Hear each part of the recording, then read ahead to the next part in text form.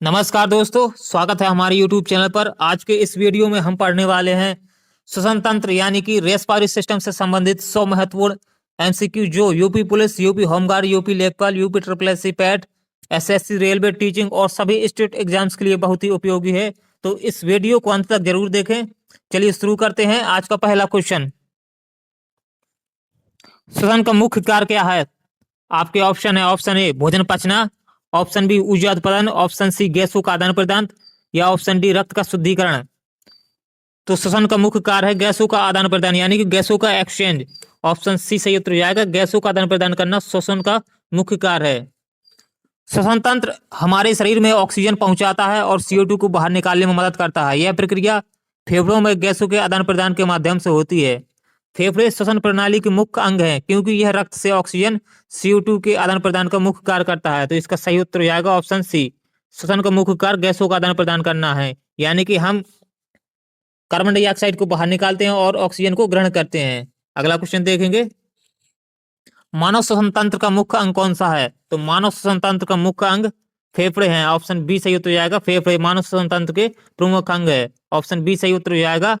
अन्य श्वसन अंगों में नाक, श्वास नली, मांसपेशियां, डायफ्राम आदि शामिल है। तो इसका सही उत्तर हो जाएगा ऑप्शन बी, फेफड़े। अगला क्वेश्चन, नासिका गुहा का प्रमुख कार्य है। ऑप्शन ए रक्त बनाना, ऑप्शन बी वायु को शुद्ध करना, ऑप्शन सी भोजन पचाना, ऑप्शन डी ध्वनि उत्पन्न करना। तो नासिका गुहा का प्रमुख कार्य वायु को शुद्ध करना है। ऑप्शन बी सही उत्तर हो जाएगा। वायु को शुद्ध करना नासिका गुहा का प्रमुख कार्य है। नासिका गुहा का एक महत्वपूर्ण कार्य सांस लेते समय हवा को फिल्टर करना यानी कि छानना है। हवा में मौजूद धूल के कणों और हानिकारक रोगाणुओं को शरीर में प्रवेश करने से रोकने के लिए एक अवरोधक के रूप में कार्य करती है नासिका गुहा। इसके अतिरिक्त यह हवा को नम और गर्म भी प्रदान करती है। तो इसका सही उत्तर हो जाएगा ऑप्शन बी। अगला क्वेश्चन देखते हैं, श्वास नली यानी कि ट्रेकिया किससे बनी होती है? आपके ऑप्शन है अस्थि, ऑप्शन बी उपास्थि, ऑप्शन सी मांसपेशी या ऑप्शन डी त्वचा। तो श्वास नली उपास्थि से बनी होती है। ऑप्शन बी सही उत्तर हो जाएगा, उपास्थि। तो श्वास नली उपास्थि के सी आकार के छल्ले से बनी होती है। ये सी आकार के छल्ले श्वास नली को खुला रखने में मदद करती है, जिससे हवा फेफड़ों तक आसानी से पहुंच पाती है। तो इसका सही उत्तर हो जाएगा ऑप्शन बी, उपास्थि। अगला क्वेश्चन, श्वास नली को खुले रखने वाली संरचना है। आपके ऑप्शन है, option A ring, option B C आकार की उपास्थि, ऑप्शन सी झिल्ली या ऑप्शन डी कोशिका। तो इसका सही उत्तर हो जाएगा श्वास नली को खुला रखने वाली संरचना सी आकार की उपास्थि है। ऑप्शन बी सही उत्तर हो जाएगा। अगला क्वेश्चन देखते हैं, ब्रोंकस किसका भाग है? आपके ऑप्शन है हृदय, ऑप्शन बी फेफड़े, ऑप्शन सी पेट, ऑप्शन डी मस्तिष्क। तो ब्रोंकस फेफड़े का भाग है। ऑप्शन बी सही उत्तर हो जाएगा, फेफड़े। ब्रोंकस श्वसन प्रणाली का एक महत्वपूर्ण हिस्सा है। यह वायुमार्ग है जो श्वसन नली यानी कि ट्रैकिया से निकलकर फेफड़ों में हवा पहुंचाता है। ये फेफड़ों की प्राथमिक संरचना का भाग है। तो इसका सही उत्तर हो जाएगा ऑप्शन बी, ब्रोंकस फेफड़े का भाग है। ऑप्शन बी सही उत्तर हो जाएगा। अगला क्वेश्चन देखते हैं, फेफड़ों में ब्रोंकस किस में बदल जाता है? आपके ऑप्शन है, ऑप्शन ए कोशिकाएं, option B bronchioles, option C वायुकोश, ऑप्शन डी सिराएं। तो फेफड़े ब्रोंकस किस में बदल जाता है? तो इसका सही उत्तर हो जाएगा ब्रोंकियोल्स, यानी कि ऑप्शन बी सही उत्तर हो जाएगा। फेफड़े ब्रोंकियोल्स में बदल जाता है। तो फेफड़ों के अंदर ब्रोंकियोल ट्यूब्स हजारों पतली नलिकाओं में विभाजित हो जाती हैं, जिन्हें हम ब्रोंकियोल्स कहते हैं। ये ब्रोंकियोल्स आगे चलकर छोटी वायु थैलियों के समूह में समाप्त होते हैं, जिन्हें वायुकोश यानी कि ऑलवेलियो कहते हैं, जहां गैसों को आदान प्रदान होता है। तो इसका सही उत्तर हो जाएगा ब्रोंकियोल्स। अगला क्वेश्चन, गैसों का आदान प्रदान कहाँ होता है? तो गैसों का आदान प्रदान वायुकोश में होता है। ऑप्शन सी सही उत्तर हो जाएगा, वायुकोश। अगला क्वेश्चन देखते हैं, वायु कोषों की दीवारें होती हैं, तो वायु कोषों की दीवारें पतली होती हैं। ऑप्शन सी सही उत्तर हो जाएगा, पतली। अगला क्वेश्चन देखते हैं, फेफड़ों की बाहरी झिल्ली क्या कहलाती है? तो फेफड़ों की बाहरी झिल्ली प्लूरा कहलाती है। ऑप्शन बी सही उत्तर हो जाएगा, प्लूरा। तो फेफड़ों की बाहरी झिल्ली को प्लूरा यानी कि फुफ्फुस झिल्ली कहते हैं। ये दोहरी परत वाली झिल्ली होती है, जिसे बाहरी परत के रूप में पेराइटल परत कहा जाता है और आंतरिक परत को विसरल प्लूरा कहा जाता है। अगला क्वेश्चन देखते हैं, मनुष्य में फेफड़ों की संख्या कितनी है? तो मनुष्य में फेफड़ों की संख्या 2 है। ऑप्शन बी सही उत्तर जाएगा। मनुष्य में फेफड़ों की संख्या कितनी है? 2। तो एक एक सीने के दोनों ओर स्थित होता है फेफड़ा। बायां फेफड़ा 2 पालियों यानी कि लोब्स में बटा होता है तथा दायां फेफड़ा यानी कि दायां लंग्स 3 पालियों में बटा होता है। इसका सही उत्तर हो जाएगा ऑप्शन बी। अगला क्वेश्चन देखते हैं, दायां फेफड़ा कितने खंडों में बटा होता है? तो दायां फेफड़ा 3 खंडों में बटा होता है। ऑप्शन बी सही उत्तर हो जाएगा, 3 खंडों में। अगला क्वेश्चन, बायां फेफड़ा कितने खंडों में बटा होता है? तो बायां फेफड़ा 2 खंडों में बटा होता है। ऑप्शन बी सही उत्तर हो जाएगा, 2 खंडों में। अगला क्वेश्चन, डायाफ्राम क्या है? तो डायाफ्राम एक मांसपेशी है। ऑप्शन सी सही उत्तर हो जाएगा, डायाफ्राम एक मांसपेशी है। डायाफ्राम एक गुंबद के आकार की मांसपेशी है जो वक्षी गुहा यानी कि फेफड़े और हृदय को उदर गुहा यानी कि आंते, पेट, यकृत, उदर गुहा में आंते, पेट, यकृत आदि से अलग करती है। यह श्वसन में महत्वपूर्ण भूमिका निभाती है। इसके संकुचन और शिथिलन से सांस लेने और छोड़ने की प्रक्रिया होती है। इसका सही उत्तर हो जाएगा, एक मांसपेशी है डायाफ्राम। ऑप्शन सी सही उत्तर हो जाएगा। अगला क्वेश्चन देखते हैं, सांस लेने की क्रिया कहलाती है? आपके ऑप्शन है श्वसन, ऑप्शन बी प्रेरणा, ऑप्शन सी उच्छ्वास, ऑप्शन डी निःश्वसन। तो श्वास लेने की प्रक्रिया को क्या कहते हैं? ऑप्शन बी सही उत्तर हो जाएगा, प्रेरणा। इसे इंग्लिश में इनहेलेशन कहते हैं, जिसे अंतःश्वसन के नाम से भी जाना जाता है। ऑप्शन बी सही उत्तर हो जाएगा, श्वास लेने की प्रक्रिया प्रेरणा यानी कि अंतःश्वसन कहलाती है। अगला क्वेश्चन देखते हैं, श्वास छोड़ने की क्रिया कहलाती है? आपके ऑप्शन है, ऑप्शन ए प्रेरणा, ऑप्शन बी उच्च श्वास, ऑप्शन सी निःश्वसन या ऑप्शन डी विसरण। तो श्वास छोड़ने की प्रक्रिया क्या कहलाती है? तो श्वास छोड़ने की प्रक्रिया उच्च श्वास कहलाती है। ऑप्शन बी सही उत्तर हो जाएगा, जिसे एक्सहेलेशन के नाम से भी जाना जाता है, यानी कि बाह्य श्वसन के नाम से भी जाना जाता है। तो ऑप्शन बी सही उत्तर हो जाएगा। अगला क्वेश्चन देखते हैं, सामान्य श्वसन दर प्रति मिनट है, तो सामान्य श्वसन दर प्रति मिनट कितनी है? इसका सही उत्तर हो जाएगा ऑप्शन बी, यानी कि 12 से 18 है सामान्य श्वास दर। ऑप्शन बी सही उत्तर हो जाएगा। अगला क्वेश्चन देखते हैं, ऑक्सीजन का परिवहन कौन करता है? तो ऑक्सीजन का परिवहन हीमोग्लोबिन करता है। ऑप्शन सी सही उत्तर हो जाएगा, हीमोग्लोबिन। अगला क्वेश्चन देखते हैं, हीमोग्लोबिन पाया जाता है? आपके ऑप्शन है, ऑप्शन ए प्लाज्मा में, ऑप्शन बी आरबीसी में, ऑप्शन सी डब्ल्यूबीसी में, ऑप्शन डी प्लेटलेट में। तो हीमोग्लोबिन कहाँ पाया जाता है? तो हीमोग्लोबिन आरबीसी में पाया जाता है। ऑप्शन बी सही उत्तर हो जाएगा, आरबीसी। अगला क्वेश्चन देखेंगे, कार्बन डाइऑक्साइड का अधिकतर परिवहन होता है? आपके ऑप्शन है हीमोग्लोबिन से, ऑप्शन बी प्लाज्मा से, ऑप्शन सी बाइकार्बोनेट के रूप में, ऑप्शन डी ऑक्सीजन के साथ। तो कार्बन डाइऑक्साइड का अधिकतर परिवहन बाइकार्बोनेट के रूप में होता है। ऑप्शन सी सही उत्तर जाएगा, बाइकार्बोनेट के रूप में। अगला क्वेश्चन देखेंगे, कोश की श्वसन होता है? तो कोश की श्वसन माइटोकांड्रिया में होता है। ऑप्शन सी सही उत्तर जाएगा, माइटोकांड्रिया में कोश की श्वसन होता है। ऑप्शन सी सही उत्तर जाएगा। अगला क्वेश्चन देखते हैं, माइटोकांड्रिया को कहते हैं? आपके ऑप्शन है, option A protein factory, option B ऊर्जागृह, ऑप्शन सी श्वसन अंग, ऑप्शन डी पचन केंद्र। तो माइटोकांड्रिया को ऊर्जागृह कहते हैं, यानी कि power house of the cell कहा जाता है माइटोकांड्रिया को। ऑप्शन बी सही उत्तर जाएगा, ऊर्जागृह। अगला क्वेश्चन देखते हैं, एटीपी का पूरा नाम है? तो एटीपी का पूरा नाम एडिनोसिन ट्राइफॉस्फेट है। ऑप्शन ए सही उत्तर जाएगा, एडिनोसिन ट्राइफॉस्फेट एटीपी का पूरा नाम है। अगला क्वेश्चन देखते हैं, एरोबिक श्वसन में आवश्यकता होती है? तो एरोबिक श्वसन में O2 की आवश्यकता होती है। एरोबिक श्वसन को हिंदी में वायु श्वसन के नाम से जाना जाता है, जिसमें O2 की आवश्यकता होती है, यानी कि ऑप्शन सी सही उत्तर जाएगा। अगला क्वेश्चन देखते हैं, एनारोबिक श्वसन में बनती है? तो एनारोबिक श्वसन में अल्कोहल या लैक्टिक अम्ल बनता है। ऑप्शन बी सही उत्तर जाएगा, जिसमें O2 की आवश्यकता नहीं होती। तो ऑप्शन बी सही उत्तर जाएगा। अगला क्वेश्चन, ऊंचाई पर श्वसन दर बढ़ने का क्या कारण है? तो ऊंचाई पर श्वसन दर बढ़ने का कारण है कम O2। ऑप्शन बी सही उत्तर जाएगा, कम O2, यानी कि ऊंचाई पर जाने पर वायुमंडलीय दाब घटता है, इसलिए ऊंचाई पर श्वसन दर बढ़ने लगता है। ऑप्शन बी सही उत्तर जाएगा। अगला क्वेश्चन देखते हैं, दमा यानी कि अस्थमा संबंधित है? आपके ऑप्शन है हृदय से, ऑप्शन बी फेफड़ों से, ऑप्शन सी यकृत से, ऑप्शन डी गुर्दे से। तो दमा एक फेफड़ों से संबंधित बीमारी है। ऑप्शन बी सही उत्तर जाएगा। तो दमा यानी कि अस्थमा फेफड़ों की एक दीर्घकालिक बीमारी है।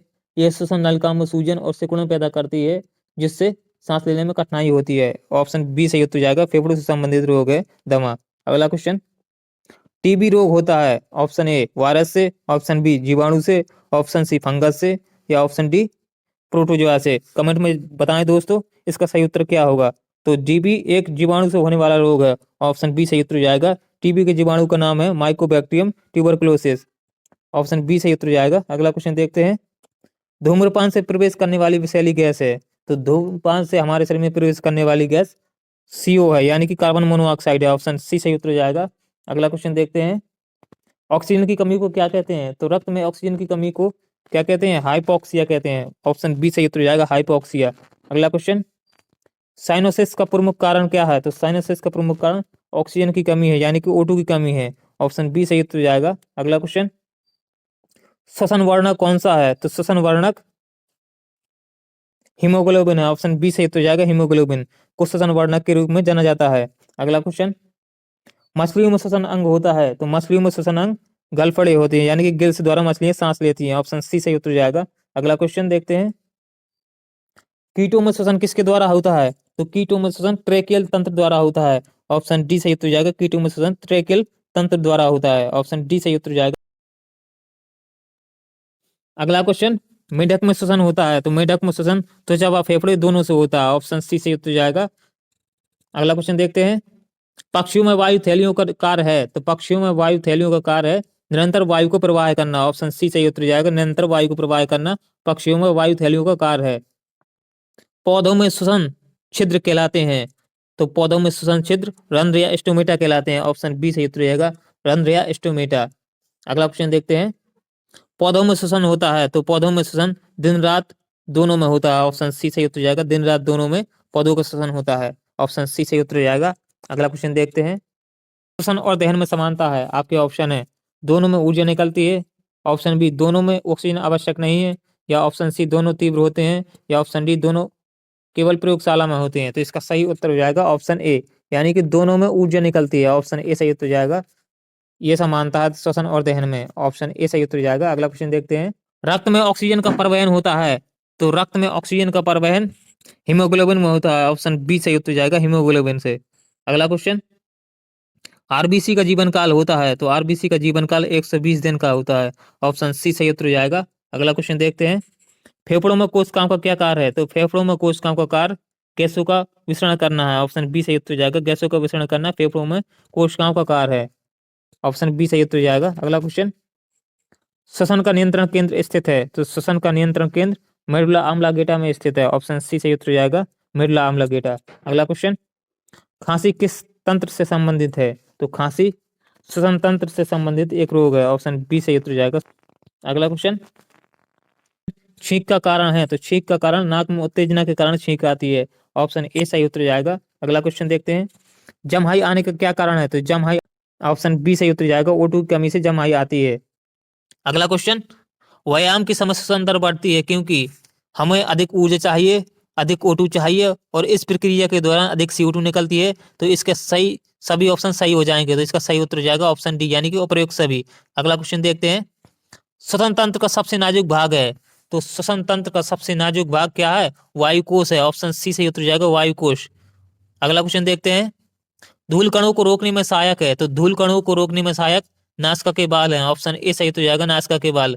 अगला क्वेश्चन, नाक से श्वसन लाभदायक है क्योंकि वायु शुद्ध व नम होती है, इसलिए नाक से श्वसन लाभदायक है, ऑप्शन बी सही उत्तर हो जाएगा। इसलिए हमें हमेशा नाक से श्वास लेनी चाहिए, ना कि मुंह से। मुख से श्वसन होता है जब? तो मुख से श्वसन कब होता है? जब हम व्यायाम करते हैं, जब हमारी नाक बंद हो, और जब हम तेज दौड़ते हैं। तो इसके सभी ऑप्शन सही हो जाएंगे, यानी कि मुख से श्वसन जब हम व्यायाम करते हैं, नाक बंद हो और तेज दौड़ में। तो इसका सही उत्तर हो जाएगा ऑप्शन डी। अगला क्वेश्चन, दमा रोग में प्रभावित भाग है? तो दमा रोग में प्रभावित भाग ब्रोंकस है, ऑप्शन बी सही उत्तर हो जाएगा। ब्रोंकस। अगला क्वेश्चन, निमोनिया प्रभावित करता है? तो निमोनिया प्रभावित करता है फेफड़ों को, ऑप्शन सी सही उत्तर हो जाएगा। फेफड़ों को प्रभावित करता है निमोनिया।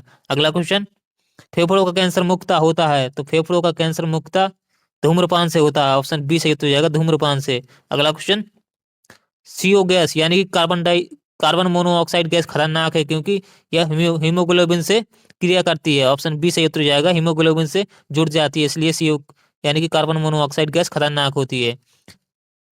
अगला क्वेश्चन, हाइपोक्सिया का अर्थ है? तो हाइपोक्सिया का अर्थ है ऑक्सीजन की कमी, ऑप्शन बी सही उत्तर हो जाएगा। ऑक्सीजन की कमी हाइपोक्सिया का अर्थ है।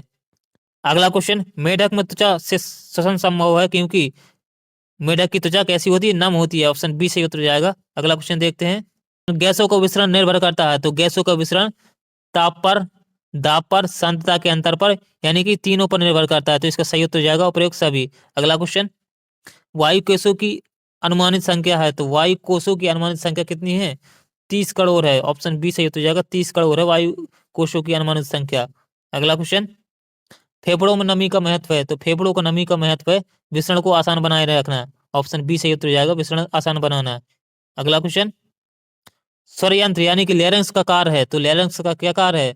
तो लैरिंक्स का कार्य है आवाज उत्पन्न करना। ऑप्शन बी सही उत्तर जाएगा, आवाज उत्पन्न करना। लैरिंक्स यानी कि स्वर यंत्र का कार्य है। ऑप्शन बी सही उत्तर जाएगा। अगला क्वेश्चन देखते हैं, स्वर रज्जुएं जो होती हैं, तो स्वर रज्जुएं कंठ में यानी कि गले में होती हैं। ऑप्शन सी सही उत्तर जाएगा।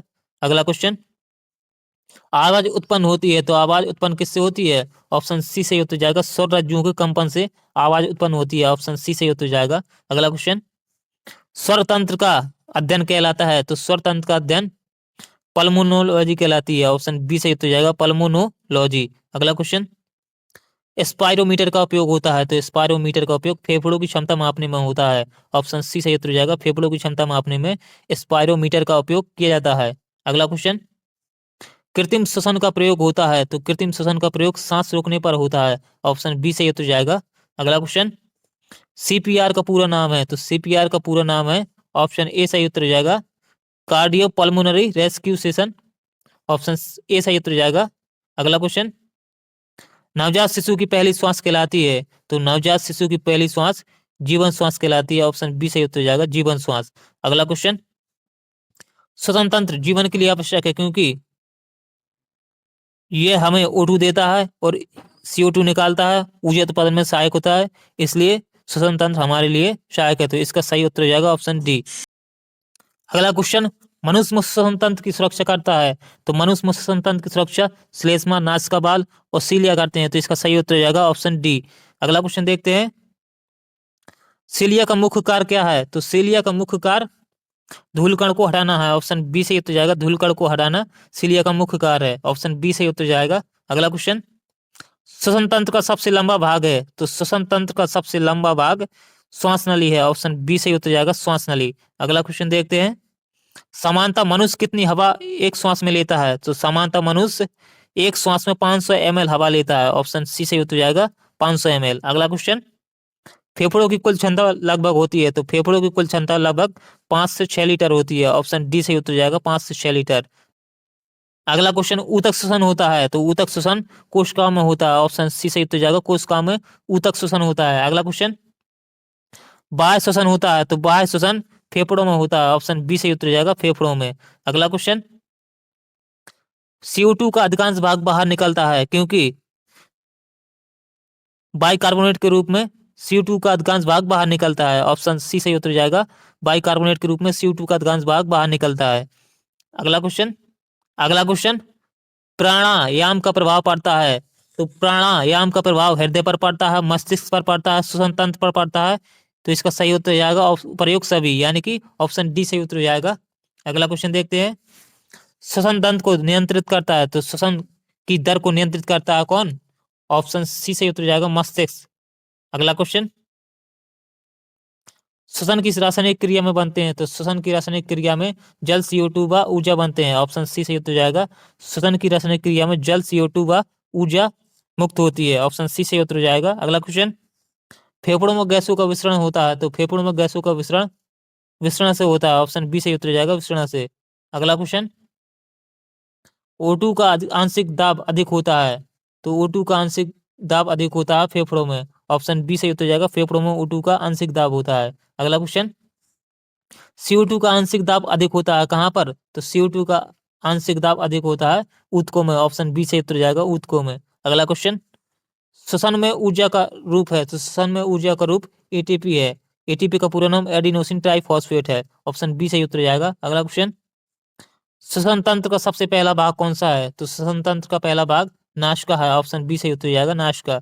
अगला क्वेश्चन, श्वसन तंत्र का अंतिम भाग कौन सा है? तो श्वसन तंत्र का अंतिम भाग वायुकोश है। ऑप्शन बी सही उत्तर जाएगा, वायुकोश। अगला क्वेश्चन देखते हैं, फेफड़ों का औसत भार कितना होता है? तो फेफड़ों का औसत भार 1.2 किलोग्राम होता है। ऑप्शन सी सही उत्तर जाएगा, 1.2 किलोग्राम। अगला क्वेश्चन, वायु कोशों के चारों ओर होती है, तो वायु कोशों के चारों ओर केशिकाएं होती हैं। ऑप्शन सी सही उत्तर जाएगा, केशिकाएं। अगला क्वेश्चन, श्वसन तंत्र में संक्रमण का मुख्य कारण क्या है? तो श्वसन तंत्र में संक्रमण का मुख्य कारण बैक्टीरिया, वायरस, प्रदूषण, यानी कि ये सभी श्वसन तंत्र के प्रमुख कारण हैं। ऑप्शन डी सही उत्तर जाएगा। अगला क्वेश्चन, नाइट्रोजन का श्वसन में कार्य है, तो नाइट्रोजन के श्वसन में कोई प्रत्यक्ष भूमिका नहीं है। तो ऑप्शन सी सही उत्तर हो जाएगा, नाइट्रोजन की श्वसन में कोई प्रत्यक्ष भूमिका नहीं है, ऑप्शन सी सही उत्तर हो जाएगा। अगला क्वेश्चन, श्वसन तंत्र का सबसे संवेदनशील भाग कौन सा है? तो श्वसन तंत्र का सबसे संवेदनशील भाग वायुकोश है, ऑप्शन सी सही उत्तर हो जाएगा, वायुकोश। अगला क्वेश्चन, सांस रोकने की स्थिति कहलाती है, तो सांस रोकने की स्थिति एस्फिक्सिया कहलाती है, ऑप्शन सी सही उत्तर हो जाएगा, एस्फिक्सिया। अगला क्वेश्चन, अधिक CO2 से श्वसन दर कैसी होती है? तो अधिक CO2 से श्वसन दर बढ़ती है, ऑप्शन बी सही उत्तर हो जाएगा, बढ़ती है अधिक CO2 से श्वसन दर। अगला क्वेश्चन, श्वसन में सर्वाधिक ऊर्जा प्राप्त होती है, तो श्वसन में सर्वाधिक ऊर्जा ग्लूकोज से प्राप्त होती है, ऑप्शन ए सही उत्तर हो जाएगा, ग्लूकोज से। अगला क्वेश्चन, फेफड़ों में वायु भरने की क्रिया है, तो फेफड़ों में वायु भरने की क्रिया प्रेरणा कहलाती है, ऑप्शन सी सही उत्तर हो जाएगा, जिसे अंतःश्वसन के नाम से भी जाना जाता है। अगला क्वेश्चन, फेफड़ों से वायु निकालने की क्रिया है, तो फेफड़ों से वायु निकालने की क्रिया निःश्वसन यानी कि एक्सहेलेशन कहलाती है, जिसे वायु श्वसन के नाम से भी जाना जाता है।